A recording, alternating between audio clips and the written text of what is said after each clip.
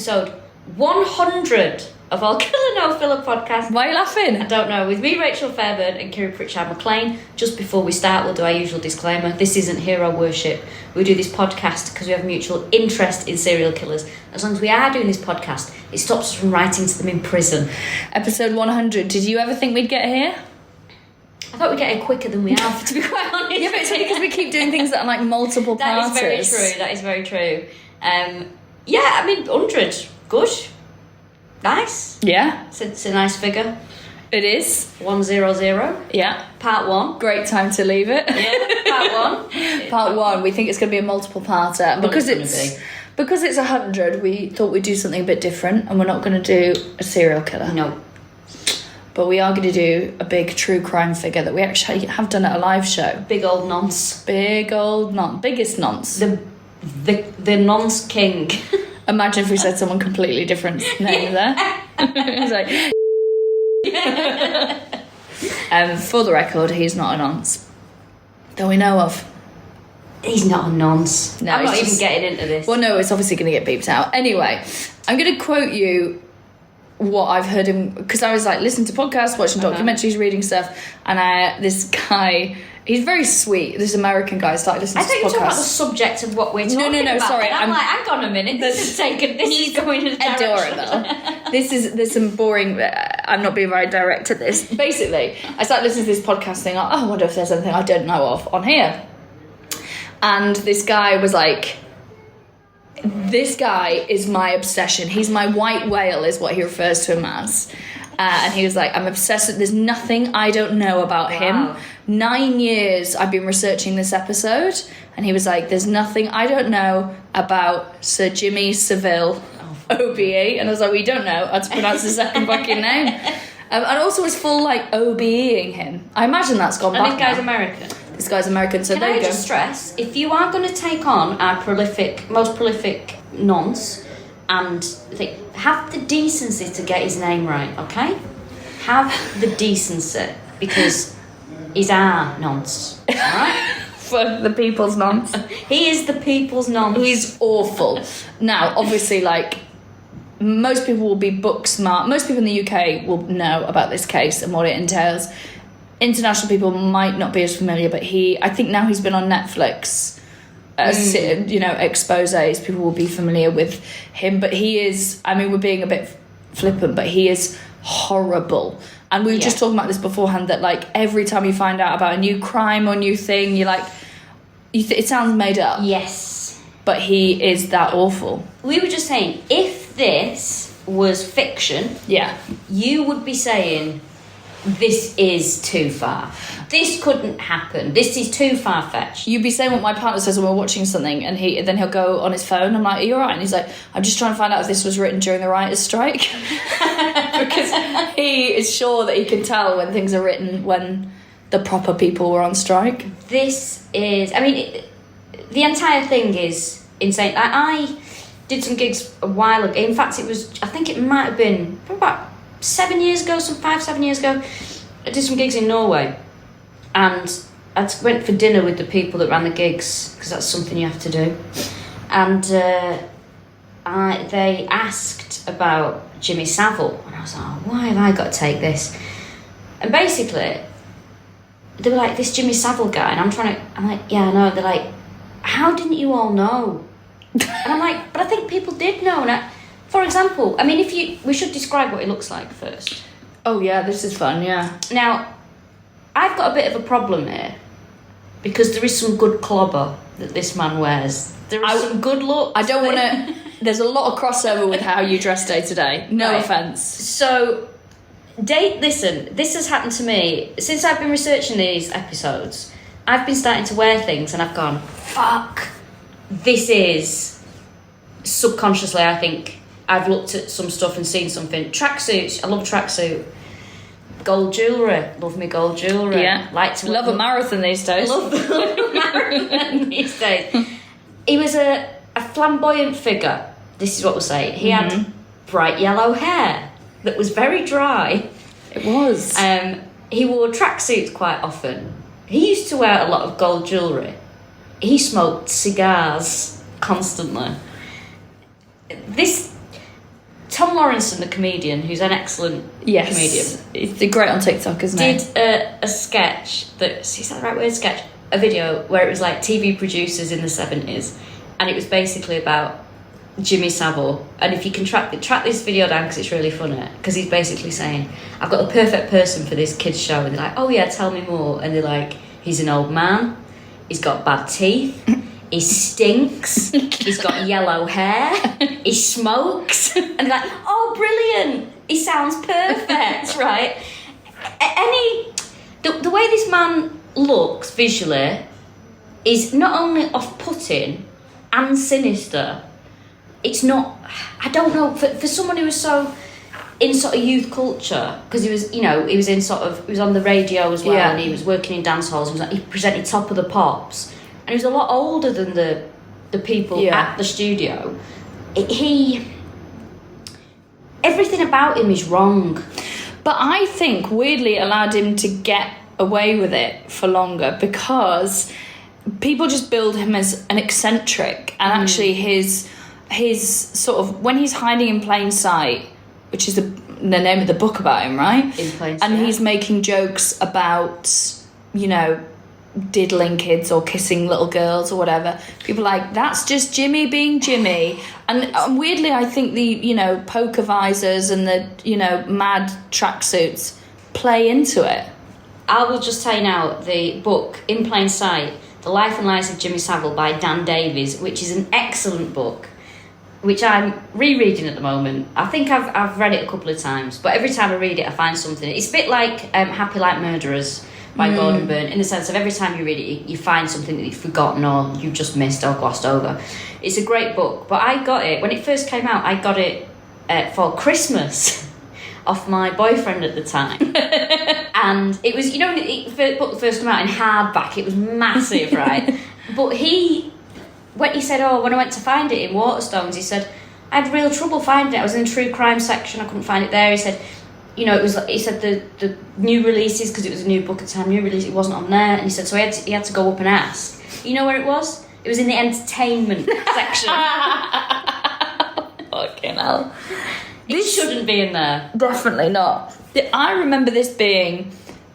We'll talk about later in a later episode how the timeline breaks, but I thought we could start off by talking about when you first heard about it and what you remember of it, because it was everywhere, because also the BBC being this sort of like partially public funded institution and is meant to be like the home of transparency and balance, and we can get into that conversation another day, but I think the BBC really self-flagellate. There was like rolling coverage of it. I remember I was on holiday, me and my mates, me and my girls, like Mother and Debs, we'd gone to this awful resort in Cyprus called Pathos, and which is too sad. And we'd accidentally stayed in a place that was for old people, so you got like a cheaper rate if you stayed for months. And I remember them all just sat around the pool watching this rolling coverage of Jimmy Saville. And it being like, it was absolutely everywhere. Well, the thing is, so Jimmy Saville, if we're going to describe him, he was a DJ, TV personality, charity fundraiser, and predatory sex offender. Probably the worst one in Britain that we've ever known. DJ, yeah, and that takes some beating. So it's weird, the Jimmy Saville thing, because I, as a child, was never allowed to watch him on television. So there's a few things I wasn't allowed to watch on TV, Jimmy Saville being one of them, because my family said he's weird. My mum said he's a creep. Really? Yeah, we never watched him. I also wasn't allowed to watch Paul Daniels, the magician, after, I might have mentioned this before, because I was watching him with my granddad one day, and he got a volunteer up from the audience who was an Indian bloke, and he started talking to the bloke, but doing it in an Indian accent, and my granddad was like, we're not watching this, we're not watching him in this house anymore, because my grandparents were like huge advocates of anti-racism, like very forward thinking for the time. My granddad was like, we don't watch him in this house anymore. Anytime Paul Daniels on the TV, he switched him off. Funnily enough, I saw him live once and he made an Israel-Palestine joke. Oh really? Yeah. So sorry to speak ill of the dead, but yeah, there's a pattern here, isn't there? I wasn't allowed to watch Paul Daniels, wasn't allowed to watch Jimmy Saville. But also, of course Jimmy Saville's on TV a lot, but in my opinion, he was never someone that we all thought was great. Like, growing up, we weren't like, oh, Jimmy Saville. Oh, there's Jimmy Saville, isn't he brilliant? Like, no one, I do think he's a massive cultural thing. To me, he's a bit like, and I'm not saying this person is a paedophile, I want to make that clear, but you know, like how Christopher Biggins is like an institute and a big part of like kind of naff British culture that we love. Sue Pollard, and I mean like this in a very loving way to all these people. I think he's part of that like panto-ish, oddball, eccentric, well-loved kind of... See, it's weird because I'm coming from it a different angle, because I suppose like from being a kid I was told that he's weird, so I was never surprised when it came out that he was a really fucking, no, it didn't surprise me. And you know, you'd hear little rumours through you know, from people, and you know, things that people say about him and stuff like that. And one of my ex-boyfriends, who was Australian, this was before Jimmy Saville was ever even outed as what, but when he was still alive, someone bizarrely bought me a soap on a rope thing that was a Jim will fix it thing. Oh, right, yeah. And I was like, why has someone bought me this? And he's like, oh, what's that? And I'm trying to explain it to him. He's like, oh, that guy. He's like, he's weird that guy's on the TV. And I'm like, yeah, it is a bit weird. He's like, that guy's up to something. Really? Like, yeah, I mean, he's an outsider looking in. And he's going like, why is this old man who has always looked like an old man so popular?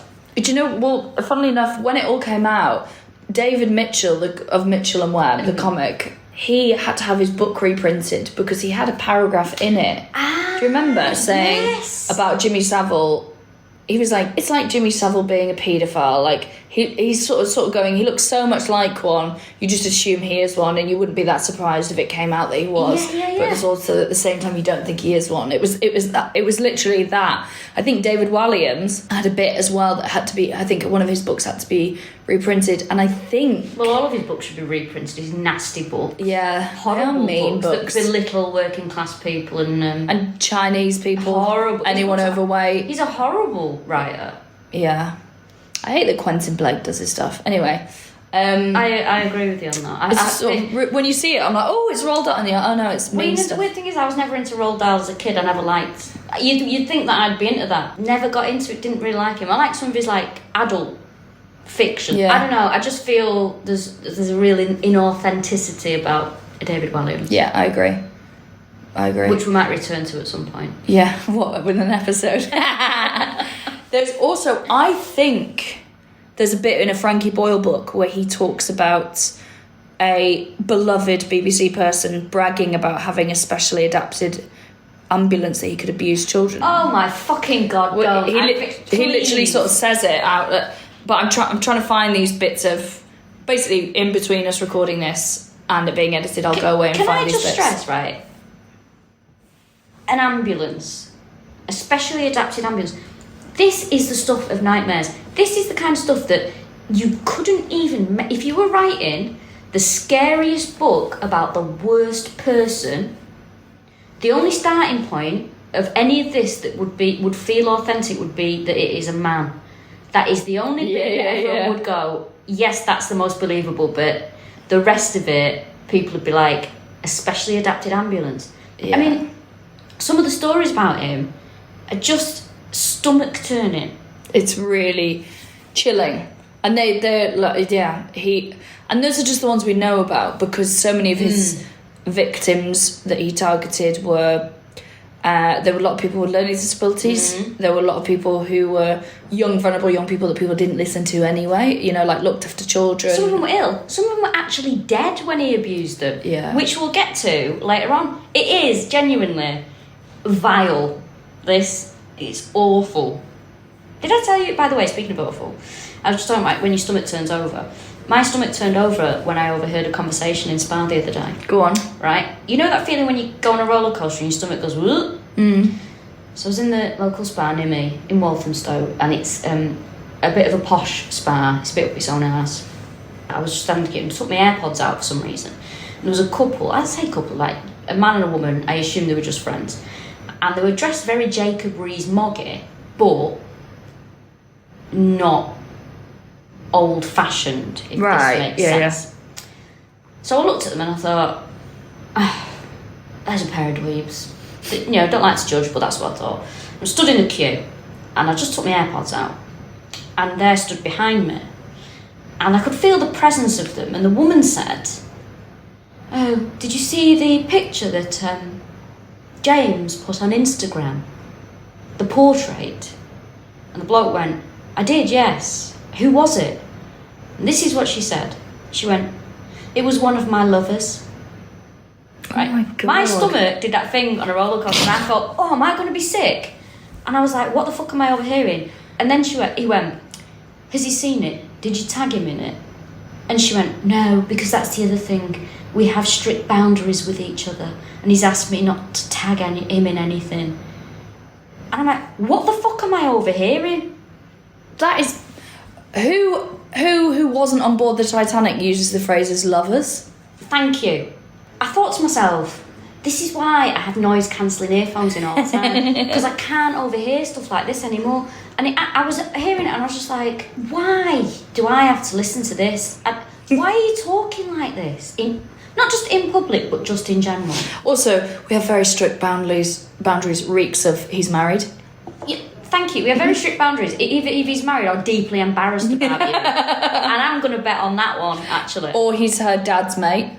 Oh, God. Do you know someone I used to be friends with got off with her dad's mate on Christmas Eve once? Jesus fucking How Christ. fucking grim is that? Yeah. That's almost incest. No, it is. It's an abuse of trust, isn't it? We're going to be talking a lot of that over this episode. I just feel if you've known someone as a child, you shouldn't be bonking them. Yes, if you're listening, Woody Allen. Absolutely. Right. Oh my God, I can't believe we haven't even started. How long? Yeah, nearly 20 minutes we haven't even started. James Wilson Vincent Saville was born... It's pronounced Saville. was born on the 31st of October... Fuck me. 1926. Of course he was born on Halloween. He was born in Consort Terrace in Burley, in Leeds. He's the youngest of 7 children: Mary, Marjorie, Vincent, John, Joan and Christina. They were a Roman Catholic family, in case you didn't know from the amount of them that I've just listed. And the names. Absolutely. Do you know, I'm getting quite fond of the name Margaret. Margaret's I'm nice. getting older? Mags is fun. Yeah, Maggie. It's Yeah, a nice Maggie's name, good. isn't it? My sister-in-law's named Maggie. She is.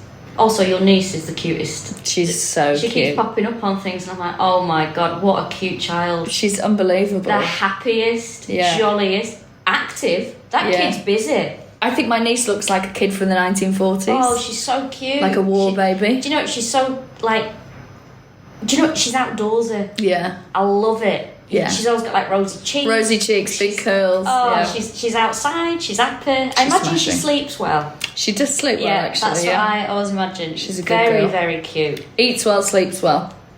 Long may it continue, I say. His father, Jimmy's father, was Vincent Joseph Marie Saville. Unusual, that, isn't Very it? unusual. I love the name Vincent. Vinny? Yeah, it's cool, isn't it? Yeah, I like it. Vin is good, Vince. I went to school with a lad called Vincent, and I just remember thinking how old the name was. I just think it's really cool. He was Irish, Vincent. He was his father was a bookmaker's clerk. Is it clerk or clerk? Clark, I think. And an insurance agent. He died in 1953, and I'll be honest with you, I bet he was relieved about that. His mother was Agnes Monica Kelly. I like the name Agnes as well. Yeah. In later years, he had a very close relationship with his mother. He didn't necessarily have quite a close relationship with her as a child. No. But it was later on in life that this relationship developed. He called her the Duchess. I think it developed, there's a little bit, and I've seen this happen with friends of ours, because he started to do well. She liked that. She liked that her son had notoriety. She liked that he was a bit of a celeb, and they grew closer. And maybe it's that thing of, I'm not blaming her at all, but... You know, when you're part of a big family and you don't get that much attention from your mum, but then as you're older, you kind of catch her eye a bit. And so I think he liked her being sort of a bit showboaty about him.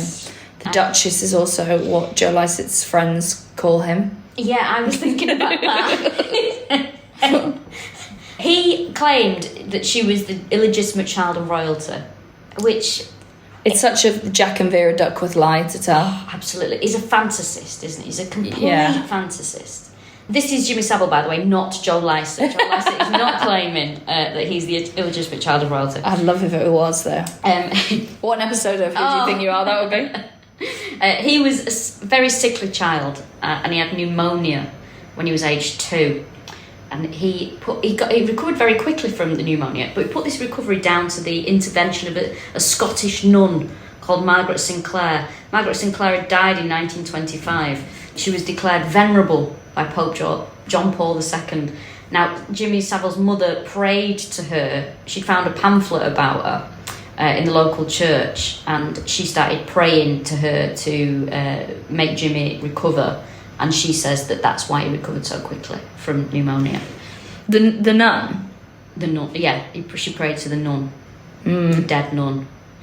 He attended St Anne's Roman Catholic School in Leeds and left at age 14, where he worked in an office. You don't want him working in your office. At 18, he worked in coal mines during World War II as a Bevin boy. Now, Bevin boys were young men who were conscripted to work in the mines between 1943 and 1948 to keep coal production from declining. It was a programme named after Ernest Bevin, the Labour politician who was Minister of Labour and National Service at the time that this conscription came in. It was hard work, it was dangerous. Many of the Bevin boys as well were targets of abuse because they were deemed to be draft dodgers or cowards. Really? Brutal, yeah. I also think in that kind of atmosphere, if you've got really young lads, some probably dark stuff went on. Oh, God, don't. Yeah. They used to get stopped a lot as assumed deserters by the police. That's awful. And it was only in 1995 that they were awarded medals for their contribution to war work. It's so bad, isn't it? That is fucking shit, that, actually. You know, he, later in his life, Jimmy Saville spoke to a psychiatrist, and she sort of, in fact, it's because his surname's Clare, Anthony Clare. There's a transcript that Channel 4 got of this sort of interview. I think it was a Radio 4 series. And in it, he basically says he was kind of emotionally deprived as a child. He referred to a Spartan emotional regimen, sorry. I don't even know what that means, but Spartan emotional regimen. And that's why he was sort of found it difficult to have people close to him because he didn't get much sort of love at home. I would say that, does that feel unusual of the time to have emotionally distant, not that? I think that would have been quite normal, right? Well, not really, but also, I don't know, I mean, life, you are what you make yourself in many ways, I believe. You know, I don't think I've got this, I mean, I'll be honest, I've got an emotionally distant father, but I'm not a fucking nutter. Yeah. You know, and it doesn't mean that I don't love my dad. It doesn't mean my dad doesn't love me. I think you just... Or that you go and abuse loads of children. Yeah. Is the important thing to say out loud. That is the record. very important thing, yeah. It's like, I just feel that there's a lot of excuses a lot of the time, aren't there? You know, nobody... Some people... But then again, some people are just... They don't like people. And I don't think he liked people. No, I don't think so. And I think that is perfectly fine, as long as you then don't abuse them.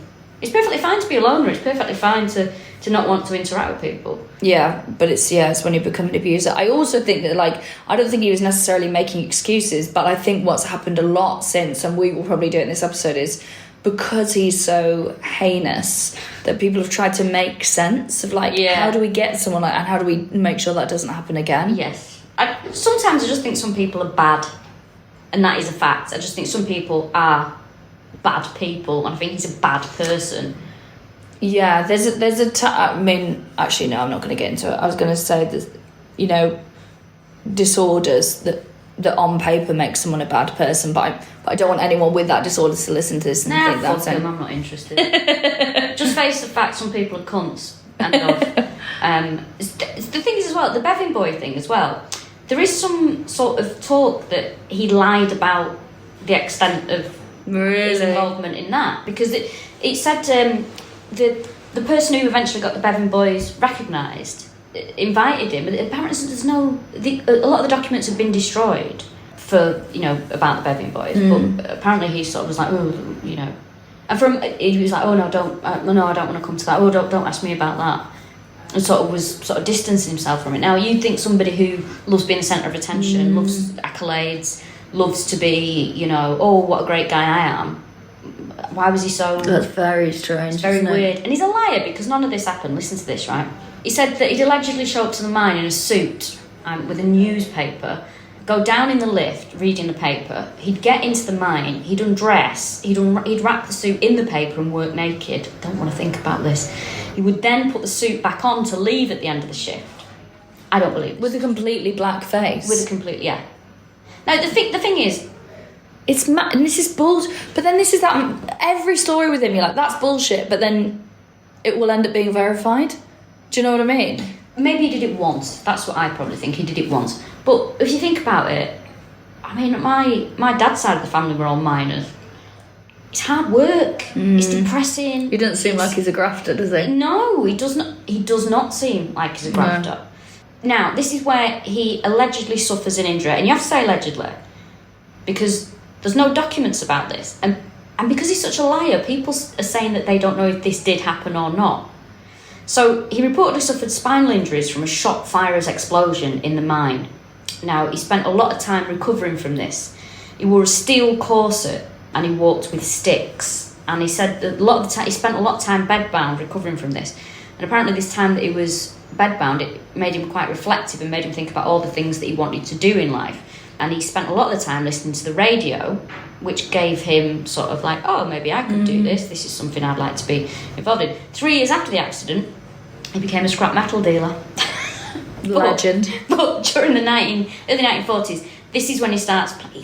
The mad thing about him is, for someone who looked so elderly for all of his life, he's across every decade. Yeah, it's fucking weird, isn't it? He's really hard to age. Well, there's a picture of him here when he's getting like his OBE, and he's like, I think he's quite young, but because he's got that white hair and he's got a bit of a like.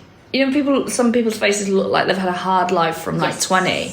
He's quite gone. I can't age him. Yeah, and like his skin's not great, and you know, people then did look older as well because they didn't know how to take care of themselves. No one's having retinol then, are they? I think a cigar ages you as well. Yes, absolutely. And he did drive Rolls Royces, which is an elderly car. I feel. Yeah. I've told you this. I saw him once driving past the Etihad Stadium in Manchester, and I was in a car with my friend. And we were having some heated debate about something. It was a Sunday afternoon, and we're driving up past the Manchester City Stadium, driving past there, and we're like, chatting. And I went, and a Rolls Royce went past, and Jimmy Saville was driving it, and he was sort of hunched over the wheel. Like a grandma. Like, yeah, and he had a cigar sticking out of his mouth, and he's like, in his teeth, and he had round glasses on, and I think they were blue or pink. Yeah. And he's driving, and we were like arguing, and I went, did you see Jimmy Saville in that car? And he was like, yeah, I just saw Jimmy Saville. I went, that was Jimmy Saville on it. It was so fucking weird. And like, what a weird... you think, where was he going? Yeah. Well, it might have been on his way to the Manchester Royal Infirmary. We'll get to that in a bit. Yeah. You can't age him. He's always looked old. He's always looked weird. But it's like the fact that he starts his career playing records in dance halls in the 1940s. Yeah. He claims, you think this is bullshit, he was the first person to play a music track that people then danced to, because before it would have all been live bands, and he basically invented being a DJ. No, I don't believe him. I think this is I think America, it probably happened more there. I think it's one of those things. I imagine that kind of thing happened in America, or happened in general, I think, but he just claimed it. He certainly popularised it over here, right? Yeah, what's that saying? Talent borrows, genius steals. I think he's just stolen that from himself. That's a great phrase. He proclaimed himself the world's first DJ. He also claims to be the first person to use twin turntables and a microphone. Right? Oh my god, he's like those comedians who are like, I invented give us a cheer if you've had a drink. Oh my god, I hate that. Like, it's actually me that said, so you explain this. So in comedy, there's like a lot of stock phrases, isn't there? Mm-hmm. Like, for example, there's that one, which I think is one of my favourites, and I've never said it myself. Like, if someone interrupts you when you're on stage, it's that thing of when they go, oh, excuse me, I don't come down to where you work and knock the cocks out of your mouth while you're working. Mm-hmm. That one. What else is there? Where did you learn to whisper? In a helicopter? In a helicopter. Yeah. There's all these stock phrases that I'd never use one because I'd rather die. Do you remember this one when we started? And sleep. Oh God, don't. I saw someone use that like maybe 2 years ago, and I was like, what the Please don't. It's a real blast from the past. Or if someone just turns round, oh, what's this? Am I on The Voice? Yeah. That one. Oh, I hate it. It's horrible, isn't it? Although, weirdly, I think Danny Mac did invent that. That does sound like something that Danny would. And then people took it as a stocky. Here's one that Danny Mac invented. So in the first section we're going to have an act, then we're going to have a break, about 15, 20 minutes. Then we'll have another act, then we'll have a break, 15, 20 minutes. Then you have your final act, then we'll have a break of probably about a week, a month. Like whatever the night was, which is really funny. And now people use it like it's a stock phrase, but he definitely invented it. A good friend of mine, Danny McLaughlin, I told him off about something the other day and I can't remember what it was now. I'll try and remember. I think it was quite funny. Threw my toys out of the pram and then had to creep back. So he said that he did this. So he said that he used twin turntables and a microphone in 1947. However, this isn't true, as twin turntables were in the BBC handbook in 1929 and also for sale in Gramophone magazine in 1929. Right, so he's like...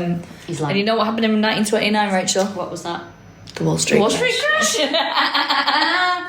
And also, if twin turntables were in the BBC handbook, maybe they should have put in the BBC handbook, don't touch children that come to shows that you're recording. That might have been helpful. You've got 2 hands, 1 for each turntable. Don't touch children with either of them.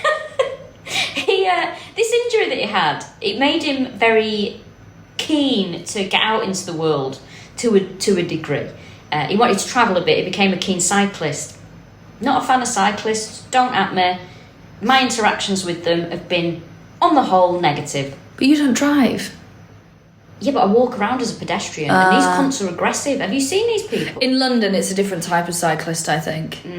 They're quite... Do you know what? I saw one before, and the fucking anger on his face. It's like, what is wrong with you emotionally? I bet if you started cycling, you'd be like, people drive like cunts, and they just step out in front of you. Like, I bet you... No. There is a special kind of cyclist, and I swear to God, if you're a cyclist and you want to...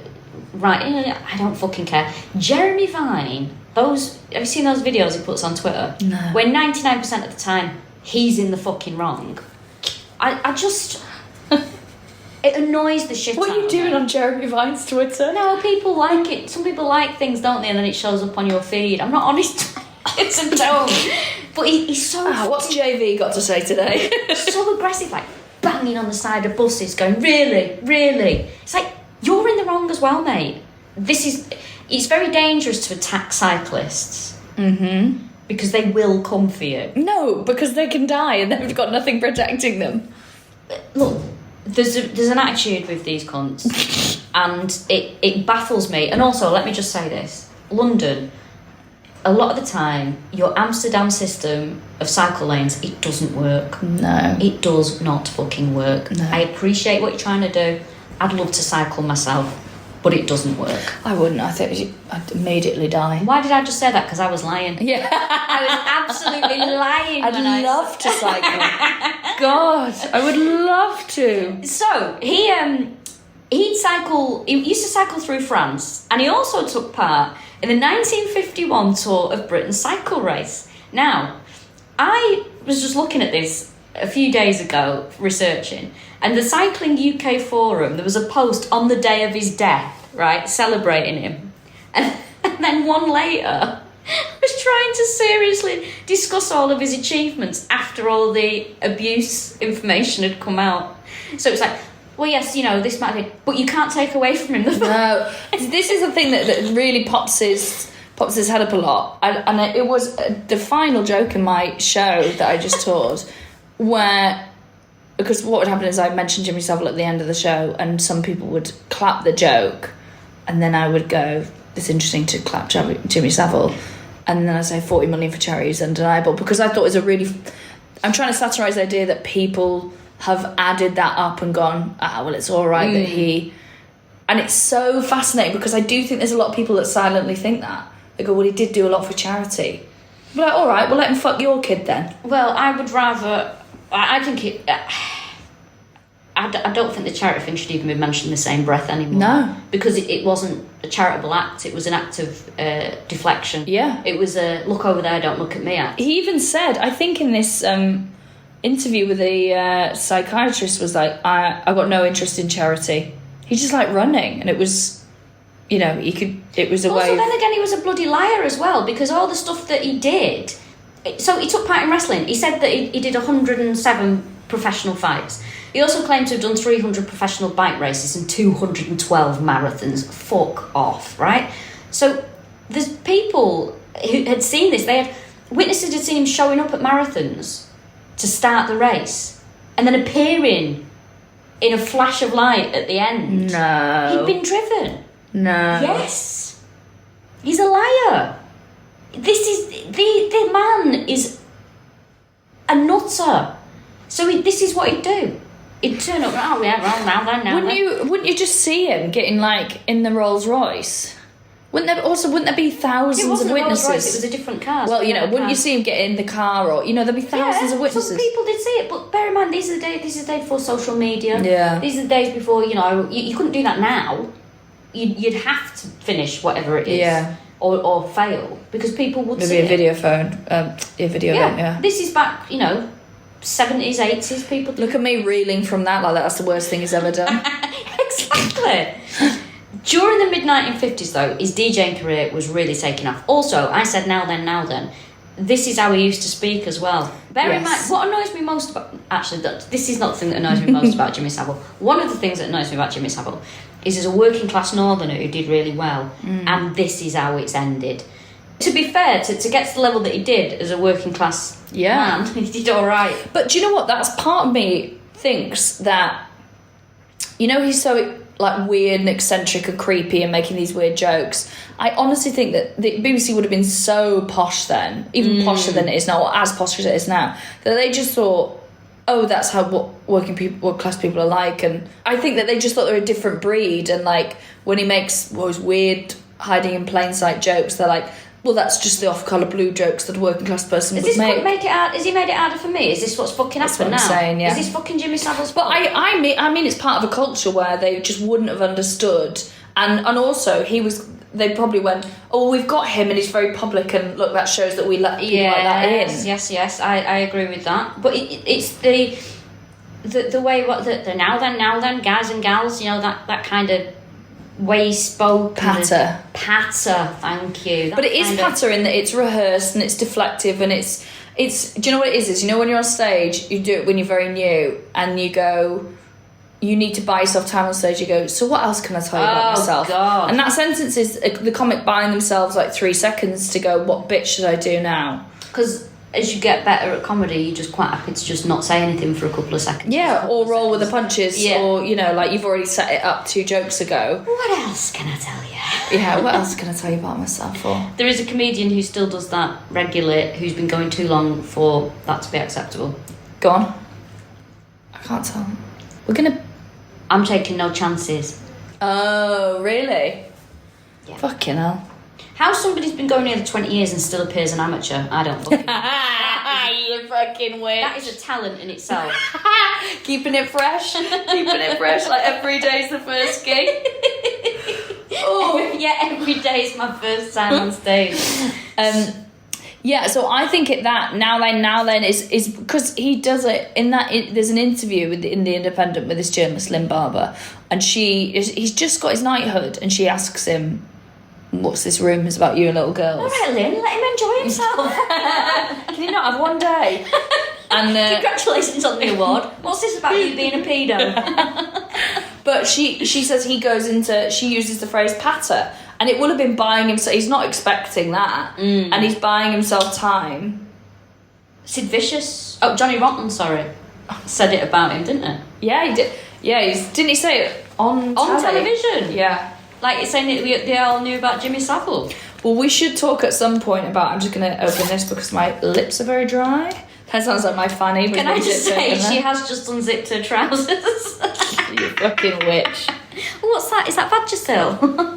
This is actually eyelash glue, but it's come open. During the 1950s, his career was taking off. He was managing the Plaza Ballroom on Oxford Street in Manchester. He lived in Great Clue Street in Salford, and he was often seen sitting on the steps of his home. Now, here's my theory of why he was often sitting on the steps. Great Clue Street is where we used to go when I was at school to play hockey. There was a playing field opposite those houses that he used to live in, and this is why I think he was often seen sitting on his steps, because those playing fields were used and still are used by local schools in the local area. That is awful. So that's my theory on that. Also, I think that... So when he got this job managing this nightclub, he was known as, like, a thug and a bully, but he would hire basically very strong local, door staff. Mm-hmm. I mean, he used to, on that Louis Theroux documentary, sort of brags about beating people up and stuff and locking them. I don't think he ever did. I think he's a pussy. But he always had very tough people around him. So he started to cultivate... It was like a low-key gangster thing. The gold, the Rolls Royce, the always have, protection around you. There was... And at that time in Manchester, there was a lot of gangsters in like the old sense of it, of double-breasted suit gangsters. Yeah. And obviously the money was tied up in drugs and all that kind of stuff. But it isn't the gangsters that you have now, where it's more gunnish. Do you know what I mean? Like it's that old school gangster. I think, to be honest, say if there was a gangster... Also, I think a lot of gangsters, maybe if they knew the fact that he was a horrendous paedophile and abuser, I don't think they would have been very tolerant of him. You don't know? That like thieves code thing. Yeah, I don't think. I think if a lot of them knew that he was abusing young girls, I don't think you could look at. I don't know, because look at how the Krays treated the people they were around and in relationship with, and their ages, and how they exploited them.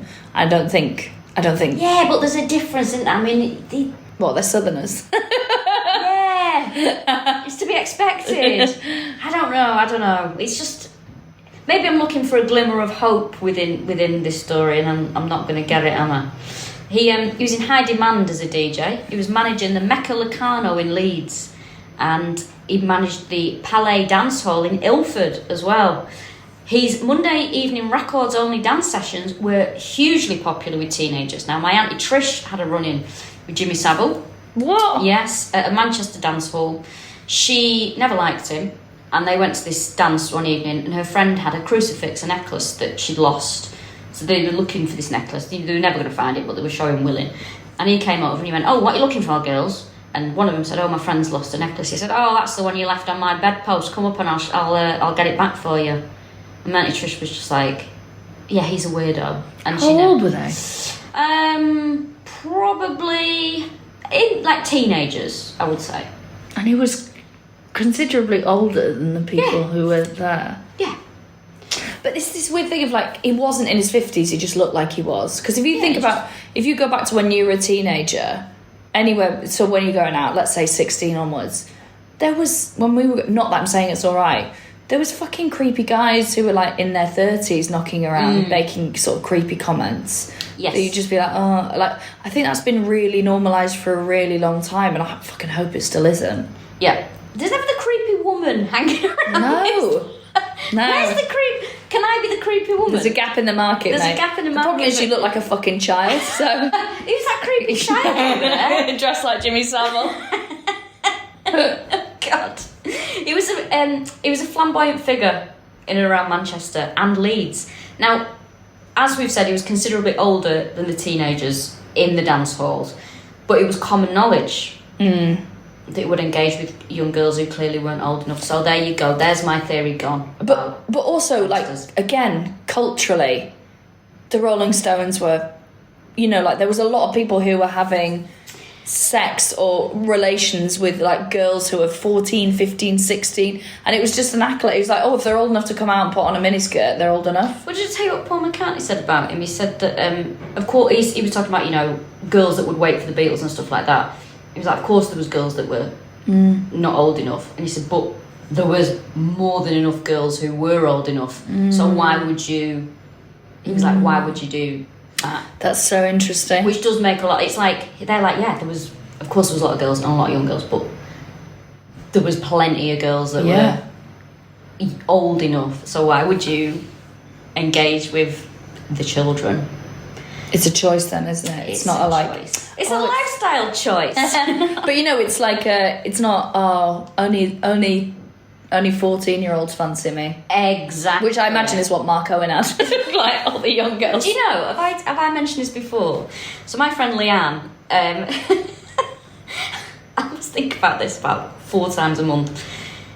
When Take That recorded, like, it was their first live show, and it was on TV. It was on Channel 4 at one point. It was like a big thing, like, oh, Take That are on Channel 4, they're showing the live show.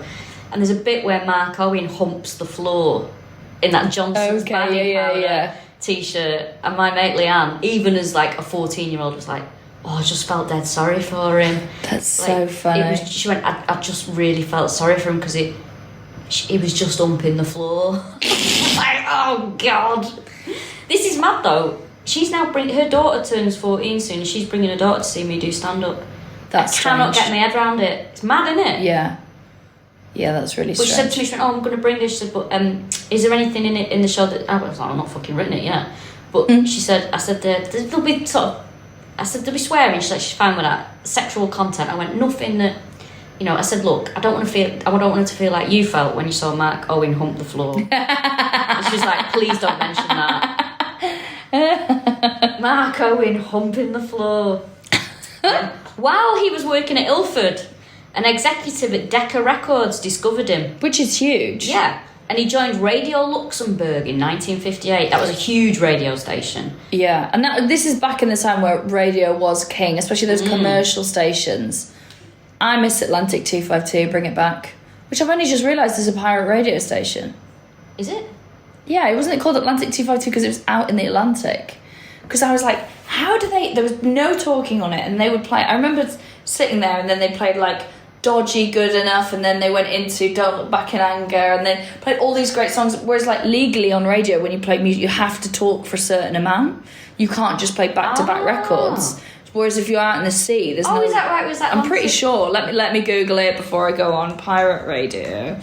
I'll see if Atlantic... Do you know, good radio is a joy to hear. I don't listen to music radio other than I'll have... When I'm in Wales, I have BBC Wales on, obviously repping the brand. It's a good... it is good, isn't it? I can't believe I've just said that like Alan Partridge. Okay, so Atlantic 252 was long wave, yeah. It was a 90s Manchester radio... Yeah, even though it was based in Ireland. Yeah, it started as a pirate radio station. Interesting. It's so good. You keep waving to people behind me, and when I turn around, there's no one there. So, Radio Luxembourg, huge at the time. So he worked for them for a long, long time. In 1968, he presented 6 programmes a week, and his Saturday show reached 6 million listeners. Now that's a lot, because I reckon there was only 8 million people in the world then. He was one of the leading DJs in Britain in the 1960s. He joined Radio 1 in 1968, and he became a TV regular. He also had a couple of singles out. What, singing? Yeah. Hold on, so 1968, so he was 2... He's 42 when he first starts on Radio 1, which is mad, isn't it? Because now they put you out to pasture when you get to 34. Well, this is the mad thing, because no one aged 40 listens to... I mean, it's that thing of like, I used to listen to Radio 1. Now if I put it on, I'm like, what the fuck is this? So dog noisy, shit? yeah. It's so noisy. I love Greg James. I think he's great and a really good DJ. He does the breakfast show. But the music itself, I'm like, this is chaos. I can't. But it's not for us. But exactly. You graduate, you move on. What was good is that he, not to give him credit, but he did manage to tap into youth popular culture. I wonder why. Oh, God. Yeah, but that's not how you get it. It's not by osmosis, is it? You mean he was around young people? This gives him access.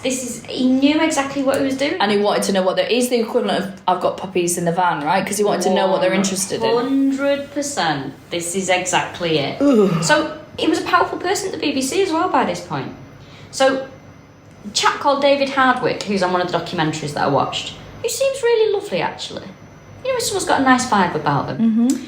Although I'll be honest, if you are watching a documentary about Jimmy Saville, Piers Morgan could come on it and you go, oh, sweet relief. What a lovely guy. Thank God for that. So David Hardwick, he was working with him. He was a regular contributor to his radio shows and TV shows. Now, he said, oh, I'll give you a lift back to where he lived. And he said, oh, okay, cool. Now, they stopped off for a rest. He went for a wee. And so Jimmy Saville drives a van as well at this point, bear that in mind. When he came back, 2 14-year-old girls ran out of his van shouting, right? So he's like, what the fuck's going on? So David, his colleague, is like, well, I'm going to have to say something because this isn't normal. Because for the rest of the journey, Jimmy Saville said nothing.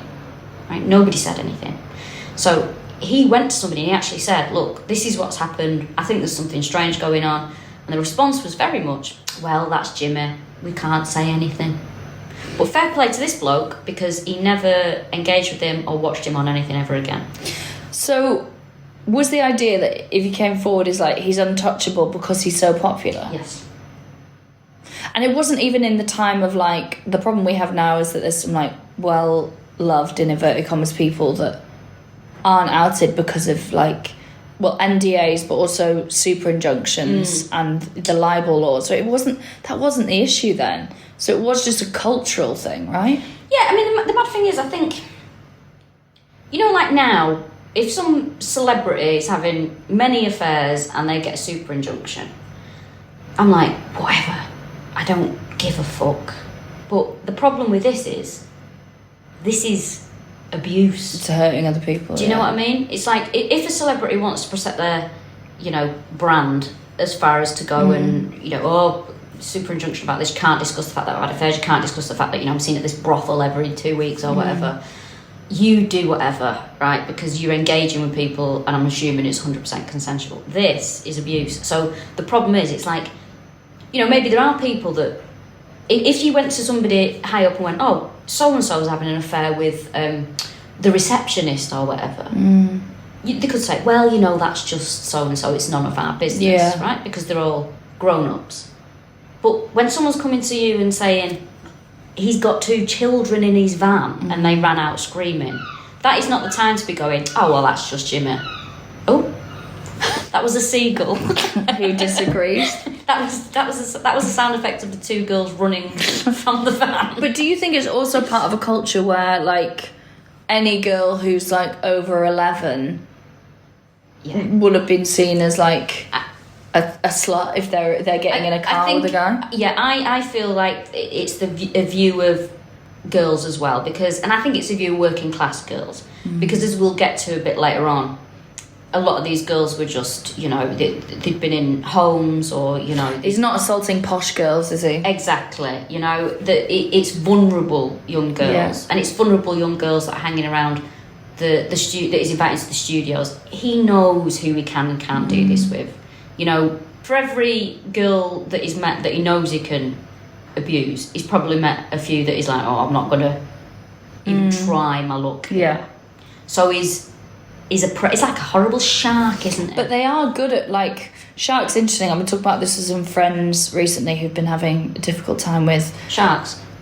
Well, in many ways, yeah, more dangerous men. Yeah. And we're talking about how, you know, if you've been in a bad relationship, what a relationship would be like moving forward, and how you have to be careful because that's when you're vulnerable. And there are some men, women, all genders who can smell it in the water, like sharks with blood.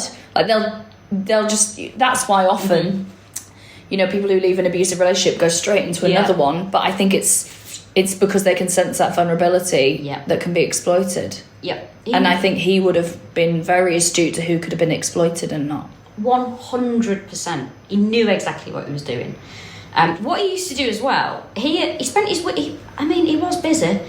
How he found the time to do any of this, I don't know. He spent his time between Manchester and London, the week between Manchester and London. He hosted shows and DJing events. He also made his way back to Leeds once a week to see the Duchess. This sounds like our schedule. Yeah, it does, doesn't it? It sounds like the schedule of a stand-up comedian. He presented the first ever Top of the Pops, which was a very big programme here. Every Thursday it was on during the years that I watched. Yeah, so it would be basically a chart show where the bands would come and famously perform live. Yeah, loved it. Well, live. Did mine quite often. Yeah, loved. But they were meant to be doing it live, and that was. They were there. They were in the studio. People, woo, dancing. All the pretty girls would be put at the front. Yeah, everyone loved it. So he presented the very first ever Top of the Pops, which was actually filmed in Manchester. Was it? Yes. In the Granada Studios? No, it was in a church. It was really in Fallowfield. Where was it? It was a studio in Fallowfield that was an old church, I believe. Wow. Was it Platt? Could have been Platt Chapel. Who knows? It was Early appearances by the Beatles that were on Top of the Pops. So this is Paul McCartney said that they, as I sit here with my Paul McCartney t-shirt on, and I've mentioned him twice now. Yeah, you are pushing an agenda. Do you like Paul You're on McCartney? commission. Yes, I do. Paul McCartney said that he would often give the Beatles lifts in his van, right? Oh no, they'd give him lifts in their van. What a fucking weird van. Do you know what is fine? The Beatles can have a van. Jimmy Saville cannot have a van. Don't give him a van. Don't even give him a motorcycle with a sidecar. He can't be trusted. No, he can't be trusted. So Paul McCartney said that they often gave Jimmy Saville lifts in the van when they'd been doing like performances and he'd hosted them. But Paul McCartney said he'd never invite them back into his house, which he found weird. So there's the Beatles, obviously, like good working class lads thinking, oh, Jimmy will invite us in for a cup of tea after this journey. And he wouldn't ever invite them in for a cup of tea. And Paul McCartney was like, that's weird. Yeah. I mean, of all the weird things he's done, that's not that weird. No, but it is something that you would find, that stands out, right? Because why does he want to protect his privacy that much? Yeah. Well, Paul McCartney also remarks on the fact that Jimmy Saville was so much older than the Beatles at the time and the teenagers that were in the gigs. So Jimmy Saville was known to all the big acts, from the Rolling Stones to Cliff Richard. And he was the face of youth culture, as I've written here, for some fucking insane reason. Yeah, and like an endorsement and him championing could make a big difference to people's profile. Yep. It could. So it's that weird thing of then, because he's got this weird position on Top of the Pops, and because he's adjacent to youth culture, and he gets this job on Top of the Pops, it then compounds because then acts see with him, and then he talked about it. He was like, when they're like, oh, do you get hassled by little girls? He's like, oh no, because I'm friends with all the celebrities and they want to be near them. But he is right, and he did kind of do that deliberately, and he becomes then important to pop stars. And then he will get, all the sort of attention. It's so grim. There's an episode of, is it Top of the Pops, or it's whatever show that he's presenting, there's him and Gary Glitter on it. And it's quite clear that Jimmy Savile has got his hand up a girl's skirt. Oh. It's so disgusting. And fucking Gary Glitter as well, Jesus Christ. That someone, I can't remember who he is, has a bit of stand-up, and it's a true story, maybe it's Harriet Dyer, about how they wrote to Jim Will Fix It, which is, we should explain what that is. Oh, yes, we'll explain it in a minute. A programme that he fronted and said, can I meet Gary Glitter? Oh, God, who is that? It must be someone older than Harriet. Is it Rob? Is it not Rob? For some reason, it's Rob Rouse. Is it Rob Rouse? Rob Rouse seems to spring to mind with that. That's because it's true, and it's such a funny thing. So Jim Will Fix It was a programme that he was on the BBC, and it was basically kids would write in and say, I just want to work, I want to go to a chocolate factory, and they would take the kid there and film it, and the whole thing was, Jim will fix it for you, he'll make it happen. But it'll be like, there'd be tiny things to, I want to work on a checkout in my local, Tesco, to I want to fly a fighter plane. It was a really great kind of warm Bear in mind, I've never seen this show because I wasn't allowed to watch him. So, this is the point though, he was seen as someone to trust. Yeah. He fronted a campaign to wear seatbelts as well. Clunk click every trip. That was his catchphrase on there. It was the face of a stranger danger campaign for children. Yeah, there's a book. Yeah, Harriet Dyer's got that. I've got that book. Mad, isn't it? It was in the loft for years at our house. It's still there. He won a Mary Whitehouse Award for wholesome family entertainment. Jesus Christ. Jim Will Fix It was hosted by him, obviously, from 1975. It had 15 million viewers, and at its very peak, there was 5,000 letters a day. Oh my God. This is what he said though, despite being, the face of youth culture and working with children, he claimed to hate children. He said they should be eaten at birth. All right, Jimmy. He sometimes as well said that he had to say things like this, as suspicion about him being in the public eye and working with children was very high. Which I don't agree with, because if you look at all the contemporary accounts, which we'll talk about as we talk about his crimes later on, loads of people go, I didn't think he was what he was because I had never heard of a paedophile. I had never heard of a child molester. I'd never heard of it. Like, at the time, it wasn't this pre-innocence thing. That documentary on Netflix is a great example of it. That one, is it The Stranger Next Door?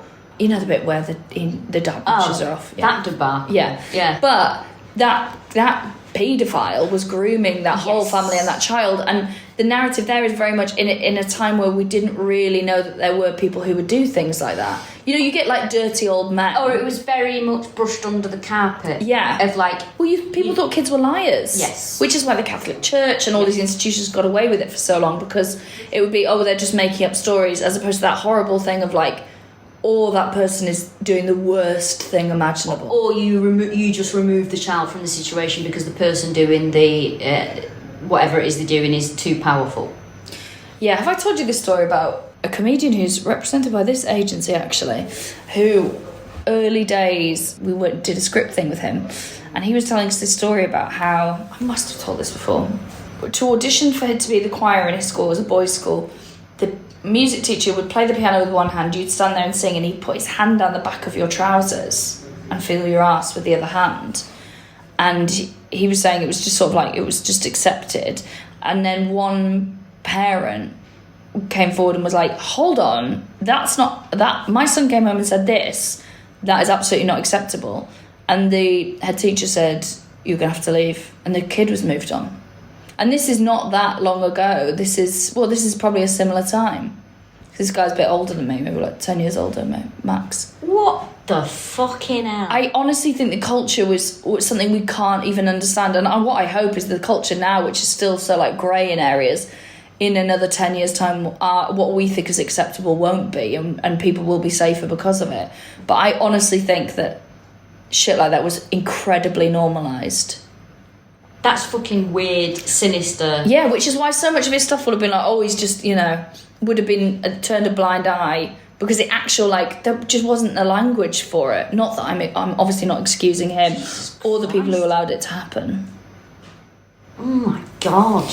Here's the other thing. He's getting this, like, so they've made him with a clunk click for every trip, and with a stranger danger, and with a Mary Whitehouse, who's like a champion of censorship. Yeah. The Wholesome Family Entertainment Award. What's happening there is like the establishment is rounding around him and protecting him, whether deliberately or not at the time, but it just meant that he was given this seal of approval that meant anyone who did have the guts or the evidence to come forward, the person who's just won an award for family, like every time he was endorsed by the industry or power, whether that's celebrities, the actual government, the police, it made it easier and easier for him to get away with more extreme things. And it meant that the burden of proof on the victims was higher every time. And the longer he's around and every pound he raises for charity, this is why it's such an impossible situation that I bet you fucking hundreds of people said, I think he did something or he did something, and they would have been ignored because he was too big to topple. Well, he was too big to topple. I like that term. I like that. Topple. Don't think I've ever said that word. Really enjoyed it. And so as well as, all these accolades he's getting and you sort of industry praise, we know he raised 40 million quid for charity. He was very passionate about Stoke Mandeville Hospital, the spinal unit. He says it's because of his spinal injury and why do we think? I think it's because a lot of the patients were immobile and that allowed him to abuse them more frequently and freely. Yeah. He also volunteered at Leeds General Infirmary, Mortuary, which we'll get to later on, and Broadmoor, the secure hospital, high security hospital, which included inmates such as Peter Sutcliffe and Ronnie Cray. In 1988, Edwina Curry appointed him Junior Health Minister, and she gave him the keys to Broadmoor, a house on site and access to the patients.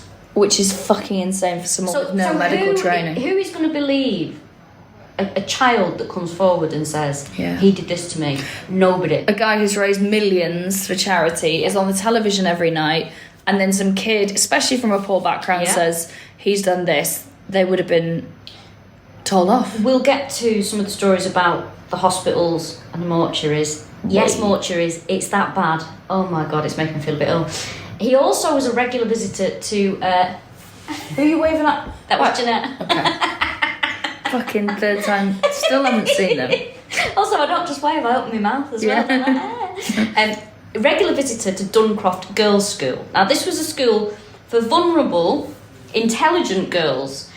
Now, these girls would be, I'd say, rebellious girls, There was probably emotional problems, perhaps. They would what? Difficult histories, perhaps. If it was modern, they would probably be a combination of like looked after children, as in probably fostered within their own family, and or under CAMS, the child like mental health services. They were young girls with really complex needs. Yes. But the whole point was they've got fucking loads of potential. Yes. Now, he would visit the school and he would take the girls out on day trips and on studio visits. He'd give them cigarettes. The woman who ran the school, a journalist, is it Marion? What's his name? The chap that's who did a big expose. Oh, yes. His aunt ran the school. That was it, yeah. And she was very sort of bowled over, he thinks, by his celebrity and, oh, it's Jimmy, all the rest of it. But he and his family thought he was peculiar and didn't think that he should be there. So if a young man, a young child of an age where he's like, this is a bit weird, he found it bizarre that he was allowed such free reign. In 1994, 2 previous Duncroft residents approached the Daily Mirror with a story about Jimmy Saville's abuse there. The paper was like, yeah, we believe this story, we want to run this story, but then at the very last minute they were like, we can't run this because of libel, because Jimmy Saville sued people for saying that he had abused them in his lifetime. I heard that when it all came out that like every newspaper had like a file 3 inches thick on Jimmy Saville, but they were like, you got to wait till he dies because he's too litigious. Do you know what? I would say now, if somebody has ever got that knowledge on somebody and the evidence to run something when someone's doing something that's so awful, just fucking do it. I don't think so, because like the cases, there's a couple of like comedy ones, right? But because papers got no money except the Daily Mail, who aren't going to run anything on any of those people anyway. They'll get sued into oblivion. Also, the fact that like the victims will have their lives ruined. True, yeah. Victims who speak up, and if it gets disproved, they won't go. There wasn't enough evidence, because the burden of evidence is so high with sexual assault, all that kind of thing. Will be like, those people are liars. You just get so sort of tired of open secrets. Yeah, you're tired of it. You. How do we know about things? Why do we know about things that we can't do anything about? How are these open secrets after this allowed to carry on? This is what I can never get my head around. Well, power. How much can I talk about this? Probably none. Let's not try. Yeah. Oh. Sound effect. Shredding my career. That was your notes being shredded there. How much can I talk about this? But what I will say, here's the other thing. Powerful friendships that he had. Huge friends with Margaret Thatcher.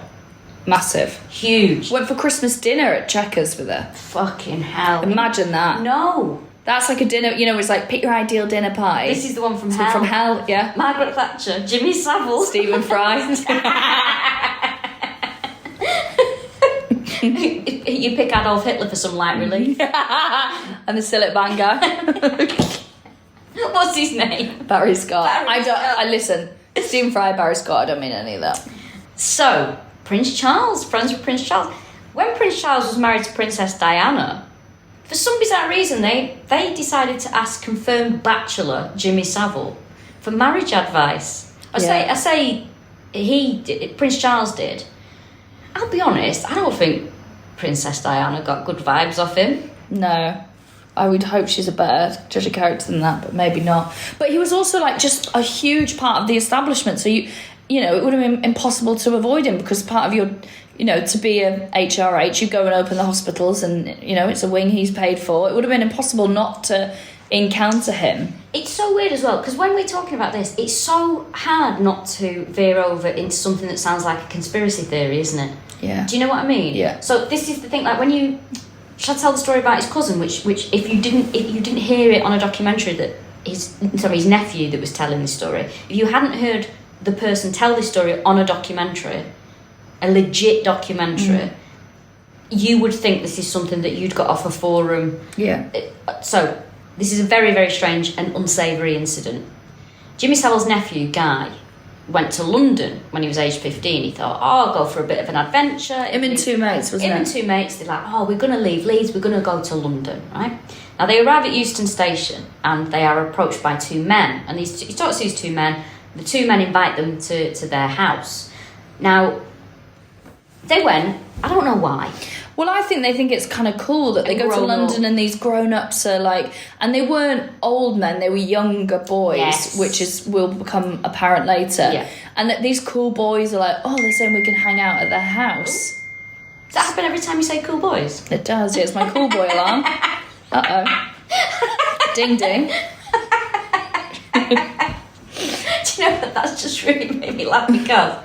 That's exactly like something your partner would do. Do you know what? That's nearly a joke that he would have made. Exactly. I think as I was saying, I was like, that's the kind of thing he would say. Cool boy alarm. Isn't that something he would say? I haven't even been with him this week. That is exactly. That's textbook him. Love it. So they're approached by these two older boys. Now they take them to their house. They end up staying at this house for a while. Weeks. Yeah. So people would arrive at this house and there was other children at the house. As young as 4. Yeah, and they would take these children to other locations. Now, a few days into this stay at this awful place, in my opinion, he said he's sitting there and a door opens and his uncle Jimmy Saville comes in with a vicar and some kids. Now, this sounds like the setup. Now, knowing what we know, this sounds like a setup to a joke. Yeah, a horrible joke. Not. Who's there? Jimmy Saville. With a vicar and some kids. Right. Shut the door. Don't open it. Lock the door. So, he sees Guy, his nephew. Yeah. They don't acknowledge each other. Jimmy Saville just nods at him. Now, there was children there as young as 4, you said, didn't you? Mm-hmm. They had parties at this house that lasted for days. And apparently men would arrive and, this is gross, and take children into the rooms. Now, Guy and his friends were being groomed to go and pick up other kids from the station. Yeah, because that's what they would do, is that it was a weird, almost like Oliver, that you would have these Artful Dodger type characters that would recruit younger kids. But what would happen is they weren't really interested in these sort of tween age lads. They were interested in the young kids they could get. And then the young kids were abused, and it was basically a base for a very organised paedophile ring. It's disgusting. And do you know what? This is the kind of thing that, when you say this, it feels like it's not true, and it feels like it couldn't happen. Yeah, mainly because all the men I know can't organise fucking anything. And yet when it comes to a secret paedophile ring, they're suddenly the kings of admin. Ask them to ask them to remember when their nephew's birthday is. They've got no idea. But fine for a paedophile ring. Asking when his nephew's birthday is, he's got no idea. But getting to get his nephew to the secret address to meet a vicar, absolutely top notch. That must have been so hard for him, because at first he saw him walk in, and he said he saw his uncle walk in and thought, I'm going to get bollocked, he's come to fetch me. He's found out I'm in London, I'm going to get told off and dragged back home by the ear. But then he just sort of did that nod, and then there was no interaction, because he thought, that he was basically going to get told off. But fucking Sir Jimmy, sorry. But Jimmy Saville must have walked in. Right. Can you show some respect here, please? OBE. Sir Jimmy Saville, OBE. He must have his ass must have dropped out when he walked in and saw someone he's related to. A witness, someone who could put him at that place. And you're so right. This is so bonkers when you say it out loud. What are the chances that these 3 kids from Leeds would be able to get to London? What are the chances that they then get targeted by a grooming gang? What are the chances they go back to this flat? And what are the chances that a few days later... Fucking madness. It's madness. Maybe the chances are good, because everywhere that there's a flat with a paedophile ring in, Jimmy Saville is dropping by. Can you also show some respect that not only did Jimmy Saville have a knighthood from the royal family, he also had a papal knighthood, yeah? From the Pope. Fucking hell. As Anne Widdecombe has as well. Oh, really? Yeah. Do you know... Well, I won't get into Anne Widdecombe. No one does, really. Oh, do you know what? I was actually going to say I hate that people focus on the fact that she's a virgin. And there you go. Straight in with that very funny, very quick joke, to be fair to you. Ugh. So, God, this is horrible. I feel like I need a shower. I know, I feel grim. This Done like an hour and hot 20, as well. yeah. So I think basically this is sort of setting up his rise to fame, and then I think the next bit we talk about his crimes and how we talked a little bit about the celebrity, but we can talk more about that and his relationship to power and how he got away with them. Yes. Then I think our third episode will be about his death and the aftermath, and then possibly another episode about what has happened since it's all come out. Oh, and God. if anything's changed, because I've got some theories on that. There's some real Friday feeling in this office, isn't there? Do you know what? There's all I actually crunchy. A what? Crunchy. A crunchy. I thought you said some kimchi. Are you having some kimchi? I want to change. Yeah. Do you know what I love about... I always like coming to our office. I'll have a Diet Coke, have an apple, charge my phone. It's basically my sixth form in London. But I always love that. Very good vibes in here. Very chill. And on Friday they're all a bit giddy, and they usually have a few beers. They have a few beers, which I think's lovely. Good for them. I've still not had a beer, have I? Really? Mm-mm. Aren't you doing well? I've had one alcoholic drink all year, and that was to celebrate the end of my tour. What did you have? I had a red wine. That's unusual. That's it. That's all I had. With Jeanette, my agent, who walked past before I waved at her. That's all I had. I noticed that someone just walked past behind me because your eyes followed them, but you didn't wave. Nah. Who was it?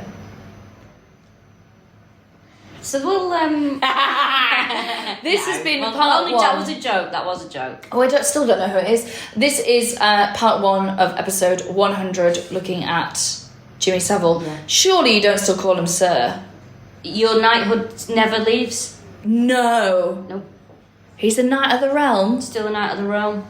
Fucking hell. I hope they don't come back from the dead like in Indiana Jones. You know, the knights at the I've end. never seen Indiana Jones. Oh, it's the best film in the world. I'm not interested. I actually don't think they come back from the dead. But it never leaves, so you can't get it. The papal knighthood's been redacted, hasn't it? No, it's been enhanced, actually. Yeah, he's top tier nonce now. He gets to wear a special hat. He's the only man to ever have 2 papal knighthoods. Papal knighthood squared. I can't wait to talk about his death and his burial, because there's one fact that I think about you all the time that I'm obsessed with. Bizarrely, we're doing some research on this. You know, in your phone when it brings up memories and stuff. Yeah. Brought up a picture of his grave. What is this? Got to get a new hobby, haven't you? Absolutely. So, sorry, this has been part one of episode 100 of All Killa No Filla podcast on Jimmy Saville. Thank you so much for listening. Admin, little things to mention. Yeah. We have a Patreon if you'd like to whack a couple of quid in there. It's really helpful. Basically, it covers we should make this clear because I didn't realise someone emailed you and was like, I don't get anything for this. But we don't want to put anything behind a paywall. No, we're very clear about it. Yeah. We think we don't want to release extra episodes to people who've just got the money. Or every bit of cash that you drop into the Patreon is much appreciated, and it just helps us keep the running of the podcast going. It means that sometimes we just can say no to that gig that we don't want to do, so we can record or do some research. Which is why we've done more episodes this year. Yeah, it helps us pay for hosting, the hosting site, helps us pay the editor that we have. So it's very, very useful and helpful, and we appreciate every penny. My tour from September is now on sale. Please buy a ticket to that if you wish. I'm doing a very short run at the Edinburgh Festival the last 2 weeks, and we're also going to be up. It's not on sale yet, but I'm going to announce it. Woo! So August 24th, All Killa No Filla live. Late night one again, which will be really fun. The last one was so good. Yeah. So it'll be an 11 o'clock show. So heads up now that show of mine will probably sell out on that day, because legends often come and see both. Yeah. But it's not been announced anywhere else yet. It's not on sale, but it will be on sale soon. We'll put it on our socials. And we're going to hopefully do a Halloween show. So excited pencil for that. the date crossed. in your diary. Anything else we need to talk about? I think that's it. Thanks for listening. Thanks for listening. Bye. Bye.